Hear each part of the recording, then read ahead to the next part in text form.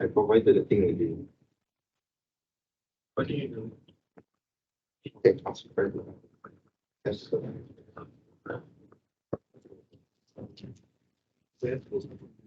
Now, chapter 8 is continuing from the chapter 6, which is mechanical properties. This chapter 8 is more related to your lab report. Okay, lab report experiment 1, the one that we didn't do, but you can take the information from this chapter, put into your report. Okay, so we look at ductile and brittle. So we study these cases because there's a very famous case, the Titanic case. Why Titanic can sink? It's because in the earlier 1985, the material science is not very matured yet. They just fabricate ship based on experience. Titanic sink because they went to very cold sea, and the metal string and metal change behavior, change the because of the water temperature, the metal become more brittle, so it's more easier to break. Okay, so it's because of the brittle behavior because of the temperature. Okay, so you will see okay. What else? Because when they design the ship, they use properties at 32 degrees C. When they design the whole ship, they assume the material behave at 22 degrees C. So that is a mistake. Another one is the aircraft. American aircraft, Aloha Airlines. There is a decompression structure failure during the mid-flight. The things blow off. This one, like that. So because in the aircraft, when you fly, the pilot will pressurize the cabin. You will pump air inside the cabin so that you can breathe. Okay, so the cabin here actually is expand string, expand string, expand string. So because of material, they fail. Okay, so this one The Boeing 737 has become the you best-selling commercial aircraft in aviation history. Okay. But nowadays it's very rare. It cannot very rare to happen already because they have a strict rules in fabricating the things. This one you read. Okay. So why fracture in metals is important? Because most of instruments nowadays, they need to perform a certain function, and they need to meet performance at a loss of various of environment factor, and they need to perform reliably even after deterioration. Okay. So this you read lah. Okay, so this is what you see in your experiment. You have cup and cone of aluminum alloy. So you see this one because of ductile fracture. There's a slow crack propagation, and brittle fracture is the one that you see in your experiment with the flat, this one. So by having a forensic observation, you see when the metals behave like this, it means the metals is ductile. You will see this one, the metals is brittle. Two extreme end. One is ductile, one is brittle. Okay. So so by illustration like this, you know that this is high ductile, this is brittle fracture. This is a combination between the two. Okay, but this one is also have a ductile behavior, right? Okay. So how ductile fracture happen? So when you have a tensile loading pulling at both ends, then there is a hole here. So you start to have cavities. Cavities means small bubble happen. Not bubble, but it's a small hole happen. Right? Then it start to have cavities, then turn into crack.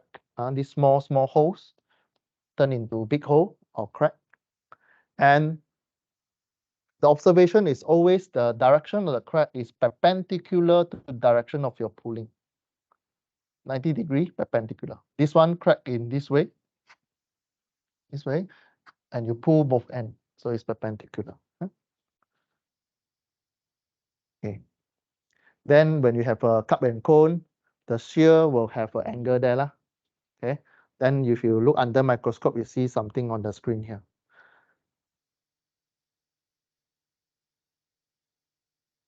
Okay, so this is example of overloading, failed axle shaft. This one on the automotive. Okay, on the axle shaft. So because of the torsion behavior, you see the one that twisted line here. Okay, so because of the poor choice of material. Brittle is something like this. Again, it's a flat, and you see a sharp corners here. It's a brittle. Okay, and so on. You see all these things. So by having observation here, you see there's a V shape here. We call it a chevron marking.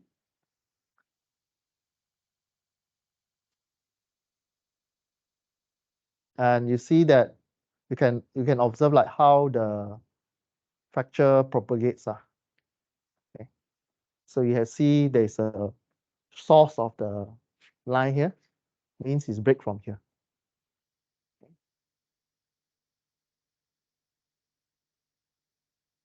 Okay. Okay, so this one also you read lah. So this is how cleavage is formed.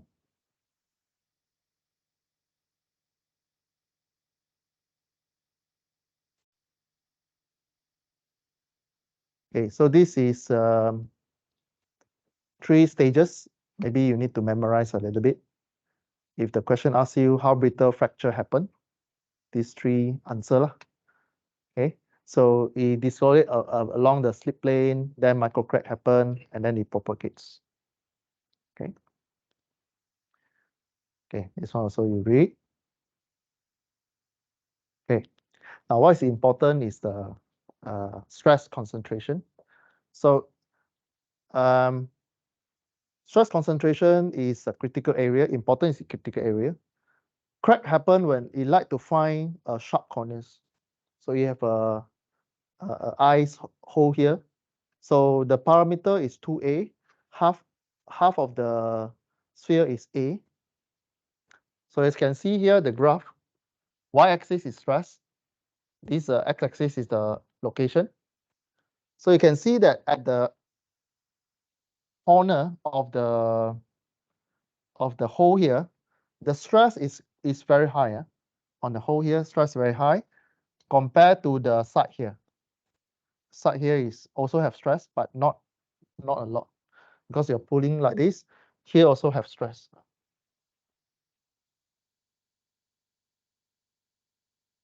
Okay, so this one you read lah.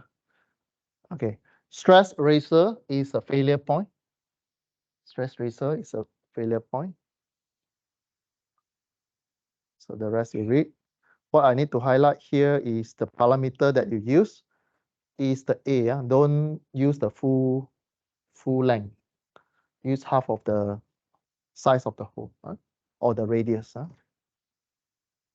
Okay, so you'll be given this formula: maximum stress to fail the object, sigma m equal to 2 stress O A divided by rho T, square root of that one.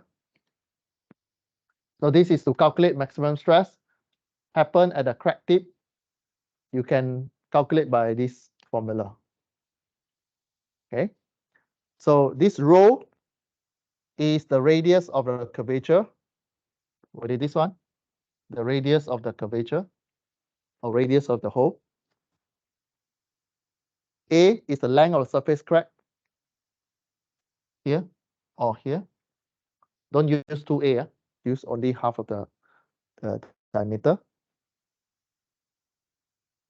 And AO, stress O is a magnitude nominal applied stress, which is given in the question. You pull at both ends, and you calculate what is the maximum stress at the tip of here. Okay. Then sometimes you pull this one to the left, you get a ratio, stress M divided by nominal, you get A factor. Okay, stress concentration factor. This one is usually in the handbook, right? In the handbook. Okay, so this is a second formula for today.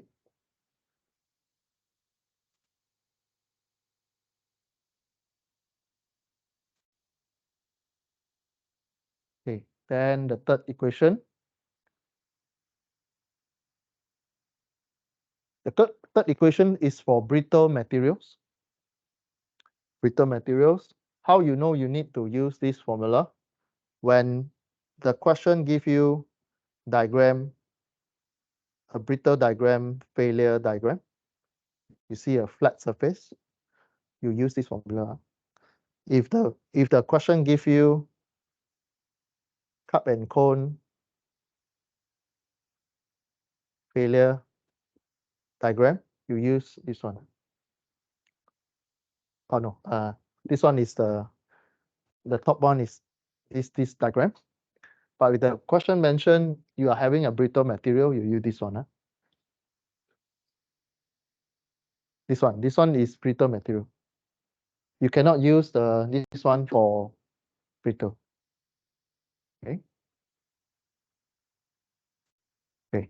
So you see how we apply? Basically, it's a substitution of value. So you are given a last plate of glass. Glass is a brittle material. So tensile stress here and so 40 megapascal. Specific energy is given. Elastic is given. Determine maximum length of the surface floor possible without fracture. So basically is this formula. So E given, specific surface energy given. This is missing. Stress is given. This one is missing. Determine maximum length. So you're finding A. A is this one. This is glass. Okay. So you find this one, substitute. Okay, you get an A in meter. Okay. So this is just substitute only lah, nothing complex here.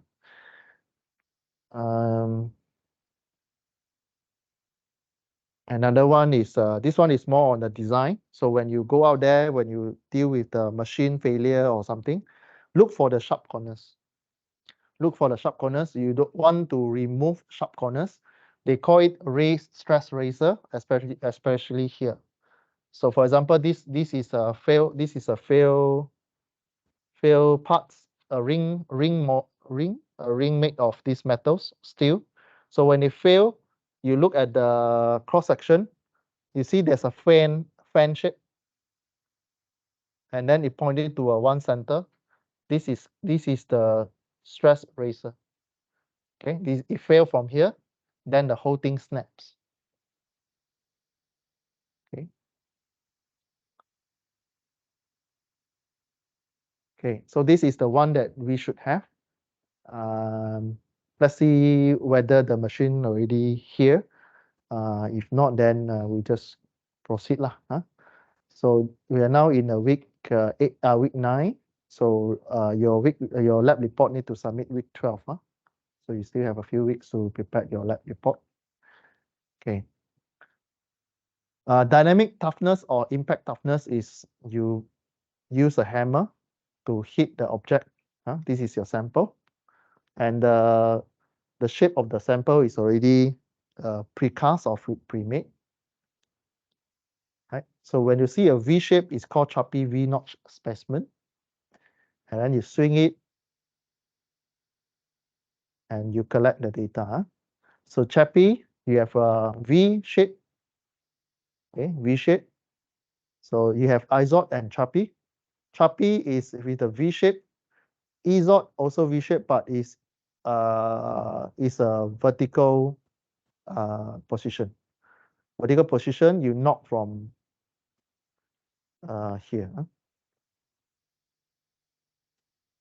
So these are the photograph for the specimen. Okay.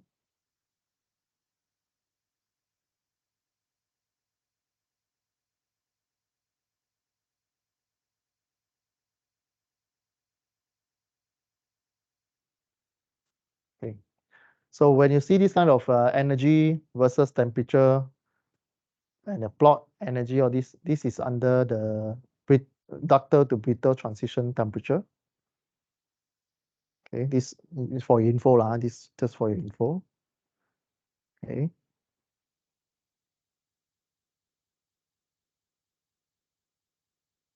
So this already mentioned just now, Titanic failed because of the ductile to brittle transition, because of the temperature.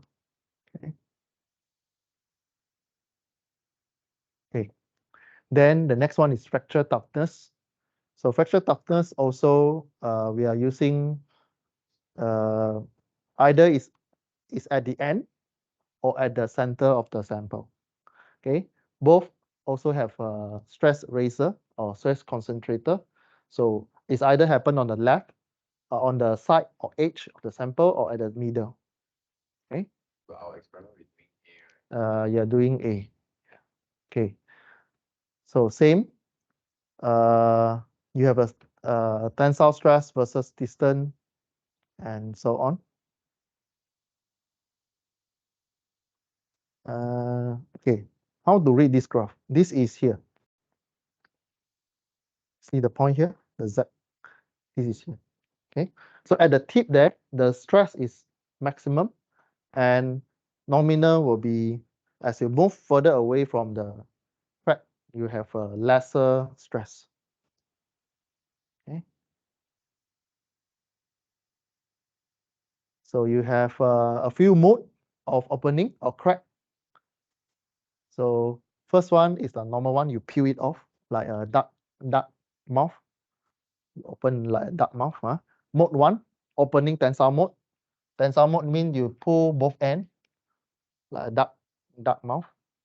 Second one, mode 2, sliding or shear. Sliding. The third one, mode 3, is tearing. You tear at both ends. So there are 3 modes of crack. Okay, there are 3 modes of crack. Okay.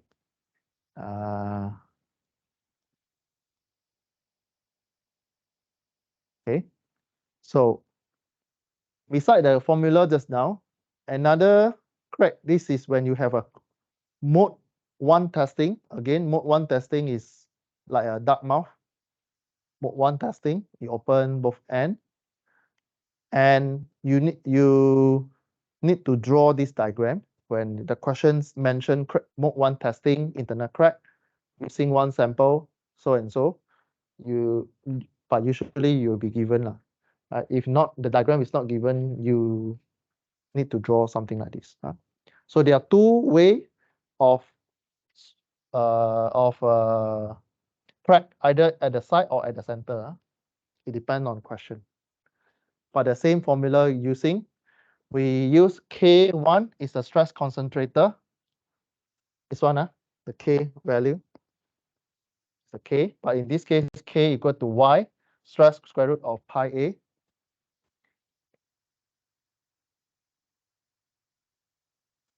Okay, this is mode 1. Mode 1, K1, Y stress square root pi A.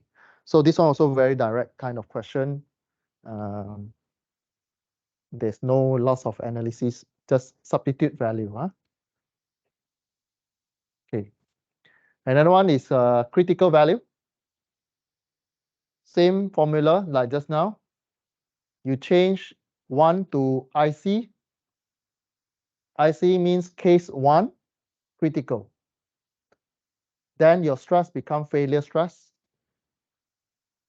Okay. When the question asks you critical value, you change the stress to failure stress. Okay.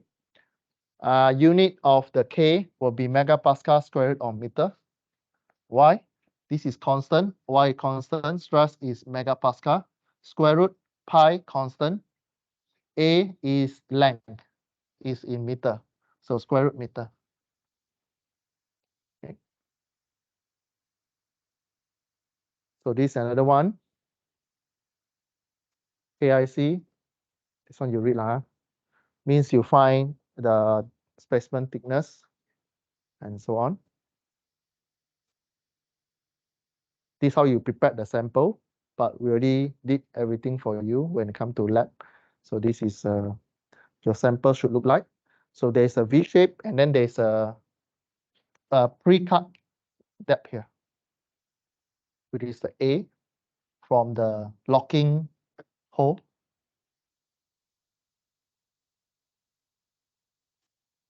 Then there is a table, KIC, megapascal for this one. Use strength is this one. Okay, so basically this table is ask you about this formula. Okay, so the question either asks you to find A, which is the hole size, or the stress that will make it fail. Okay, quite direct. There's no complicated things. Another table, still the same things.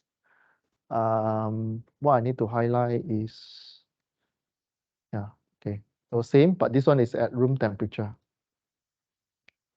Okay, room temperature. So you are now in the metals. Later you look at ceramic and polymer. Okay, so in the canvas, you should already see Appendix B, which is all the list for KIC for metals. Okay, so I highlight here for your test 2 or final exam, you'll be seeing the KIC value from Appendix B. So get familiar with the presentation, the table presentation. Okay. Okay. So go to Canvas, download Appendix B. At least you see before, right? What is this look like? Similar like this. You'll see U stress, KIC, and so on. At least you know like where to find the KIC. Like for example, this one. So a structure plate must support 207 megapascal in tension. So a metal plate. So you draw a metal plate. Tensile loading 207 megapascal. If alloy 2024 TB51 is used, what is the largest internal floor size? Again, you have two scenarios. A is at the side hole or the middle hole. Here is 2A. You need to read the question carefully. Like for example, this one, it asks you the largest internal floor size. Largest internal floor, it asks you this size, 2A. After you find A, you need to multiply 2. Because the question asks you internal floor size. Internal is 2A. Side one is A. Yeah. I need to read carefully the question, right? Okay. Or you use H. This one is H floor. EDGE, H floor. So you use back this formula, KIC equal to Y stress fail square root pi A. So the one that missing here is this value. Where to find this one and this one from the table? This one. So the one that mentioned in here is 204 B5. KIC is here. U stress is here. Substitute inside there, only one unknown there. So here, if the question doesn't give you the Y value, you assume 1. Okay, you assume 1. 1, the Y value, capital Y value. Or the question mentioned is a mode 1 testing or mode 1 fracture. Okay, you substitute value, you'll get pi 3.142. Then you get the A in the meter value lah, or in mm. So the 2 decimal place minimum, maximum 3. Okay. So the answer don't stop here because the question asks you internal flow. Remember, multiply 2. The internal flow crack is 10.36 and not 5.18. Okay. All right. What is fatigue? Fatigue is you load it again and again. We call it repeated cyclic stretching. Okay. So you will see something like this. So if you see this one cross section, there's a keyhole here. So this one normally fail at the key lock. You twist it, then normally your key will break. Why will your key will break? Because your key have sharp corners. Okay, you look at your key, got sharp corners. So during the sharp corners, you will elongate lah. Right? You will fail. Okay, all this you read lah. This you read.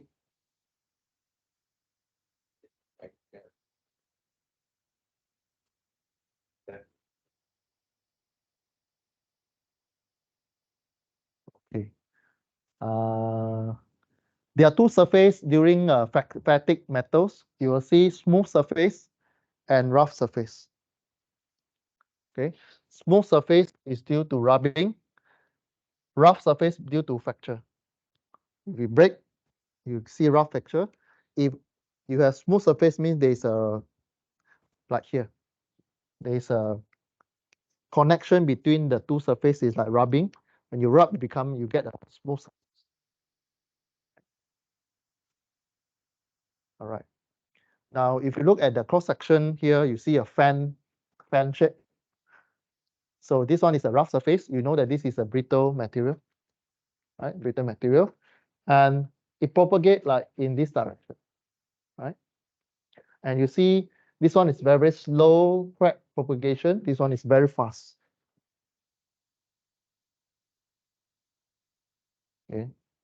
Of course, in the exam, I won't ask you to describe how it failed, but at least by first glance, you know how it failed. Like, it's a rapid failure or it's a slow failure. So this one very fast, this one very slow. This is the one that you use in your experiment, right? You start, then you turn, and so on. So from the experiment, actually, we should supply you the SN curve. What I mean by SN? S stands for stress, y-axis. N is the number of cycle. All right. So in your lab report, we expect you to go online and find standard for the 4 materials. Try to find, go to material encyclopedia, go and find SN curve. SN curve for the 4 material, for the material that takes only one. You find the what? No need lah, for your lab, no need lah. Just that for this module, you only need to know there is a SN curve.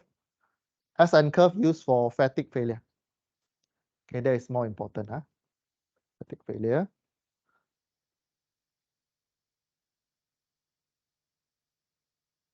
Right.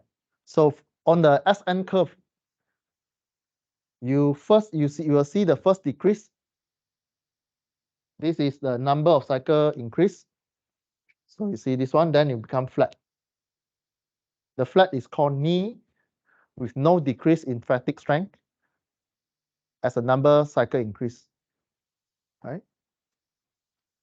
Okay. So this one you read lah. Okay. So this is a stress cycle. Positive stress means tension. Negative means compression. You pull positive, you compress negative. So when you have a cycle, this is one full cycle. And you learn about frequency. So this is the maximum amplitude. We call it stress max. This is stress min. This is stress max, stress minimum, maximum minimum. The maximum plus minimum is stress R, the range of your stress.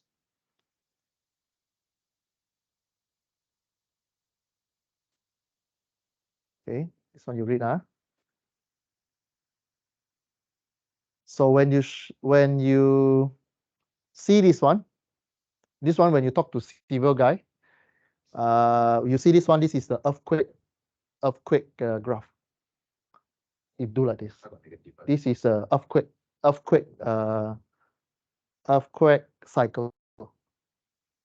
Means on a building that experience earthquake, the stress on the building structure having this kind of behavior. You won't see this one.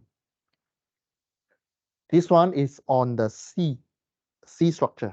Means on the sea side, you do piling, you got wave, wave got raise, and this one, then you see this one.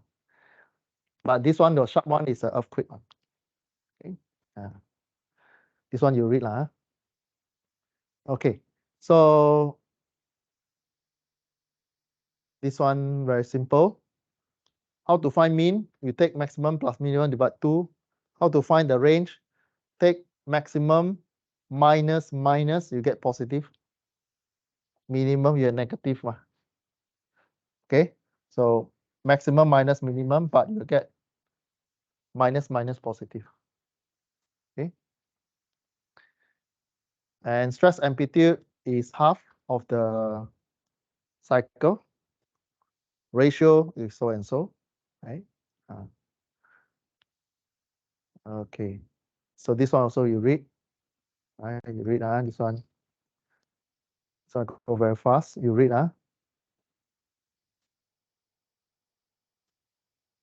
Okay, so how to reduce fatigue strength? These are the few important factors. You want to reduce the stress concentration or the sharp corners. For example, the design in mechanical engineering, you don't want to have these sharp corners. How you reduce the sharp corners? You have a fillet, right? So in your technical design or technical drawing, most of the time you have fillet. The reason is to reduce the stress concentration. Okay. Then from the experiment, the one that have a smaller sharp corners, it failed at the lower end, lower cycle. Another one is surface roughness. Smoother the surface finish on the metal sample, higher the fatigue strength. Okay, why?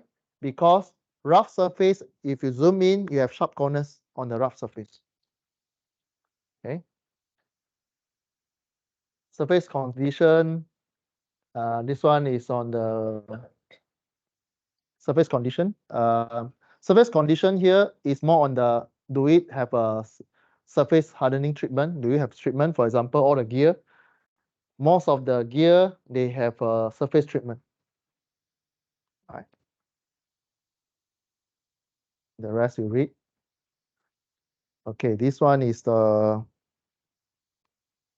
you know, on the car, you have a the spring. This one usually on the rolly, the big vehicles, you have this one. This one you also go and see.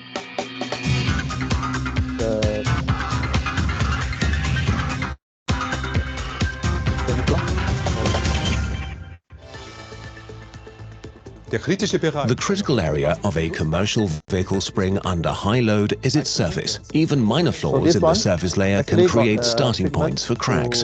This, in turn, can lead to spring fracture, usually at the worst of times. To avoid such a situation, we at Schulmecker treat the surfaces of our springs with shot peening. This process ensures a more homogeneous surface and creates a residual compressive strength. Air blasting to get the smooth surface. To come to full effect, this residual compressive strength has to penetrate the surface to a precisely defined depth. This can be checked with an X-ray diffractometer, a test that's carried out as a standard at Schulmecker. Compact the surface thickness. So ist es kein Zufall. That's why it's not just a piece of good luck that Schulmecker springs have a much longer life. A longer life means more safety. Schulmecker-Feder. Schulmecker springs, quality from the technology leader for safe arrivals. Environment, corrosive environment. Okay, so this one is a lot of theory. So go and look at the PowerPoint slides, right? So this one more on the aircraft, especially when they see the operation is to observe the coastline and all this, right? So this is the fatigue toughness tensile test. Yeah, I think I need to show you this. So this is a test using ASTM standard E something.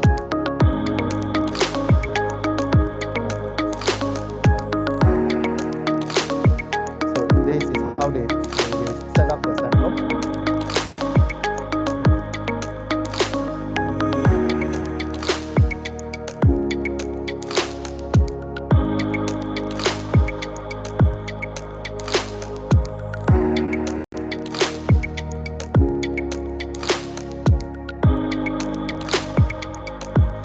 Vibration, pull and release, then until it cracks.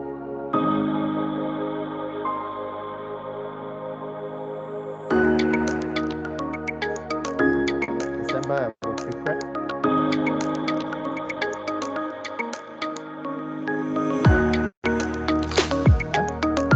So we hope that we can secure one equipment like this in future. Sorry, we don't have. Okay. So this one also you read lah. So also you read.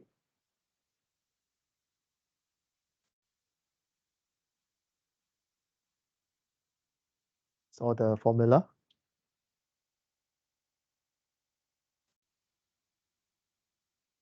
Okay. So what is important for this one is this formula. This formula is, you see it as y equal to mx plus c. Y equal to mx plus c. Y is log dA dN. A is the hole size. N is the number of cycle. Log K, change of range. Stress intensity, your K value. Log A is the intersect of your line. It's actually y and x. Y equal to mx plus c. You get a formula there. Okay. And so on. So this one, you compare side by side. You have three regions. You have three regions there. All right. So region 1 is over here. The crack is very slow. Number 2 is straight line, which is here. The third one is unstable crack. Okay, you rearrange the formula, blah, blah, blah. It's a lengthy process. At the end, you arrive at this formula. Okay, yeah. And let me see how many slides we have. Okay, we continue this one this afternoon.